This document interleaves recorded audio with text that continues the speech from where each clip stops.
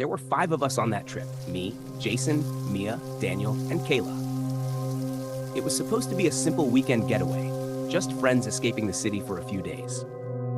We rented a small cabin through Airbnb, deep in the woods, far from everything. When we arrived, it already felt strange. The house was old, not broken down, just old enough to feel like it had been watching people come and go for years. Jason laughed it off. "Relax," he said. "It's just a cabin." But then we saw the basement door. It was in the hallway near the kitchen. Heavy wood, thick chains wrapped around the handle, and a padlock. There was also a piece of paper taped to the door.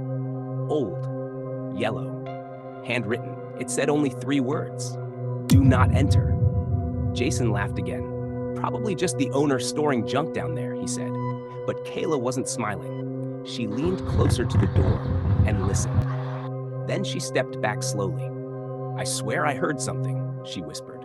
We all laughed it off, at least at first.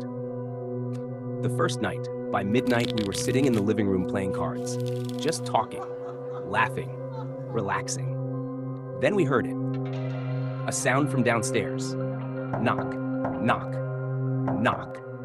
Daniel froze. "You guys heard that, right?" Another sound followed, not knocking this time. It sounded like voices, very faint, coming from the basement. Mia stood up immediately. "Okay, that's not funny," she said, but no one was joking. Jason grabbed a flashlight. "Relax," he said. "I'll check it out." He walked toward the basement door. The rest of us stayed in the living room, watching, waiting. Then we heard metal moving. Jason was trying to open the lock. "Dude, leave it," Daniel shouted, but Jason just laughed.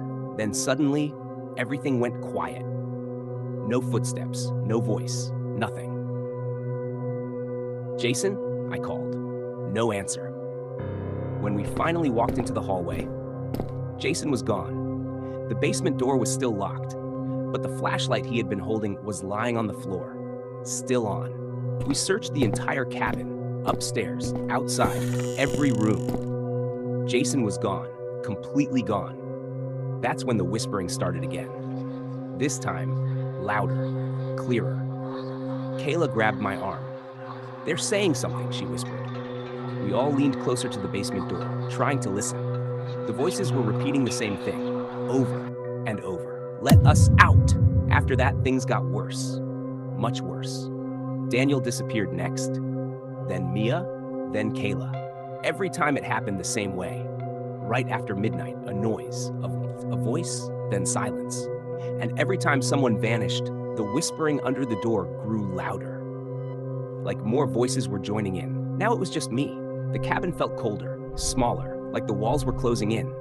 Then it started again. Knock, knock, knock. But this time, I recognized the voices. Jason, Mia, Daniel, Kayla. All of them together, calling my name.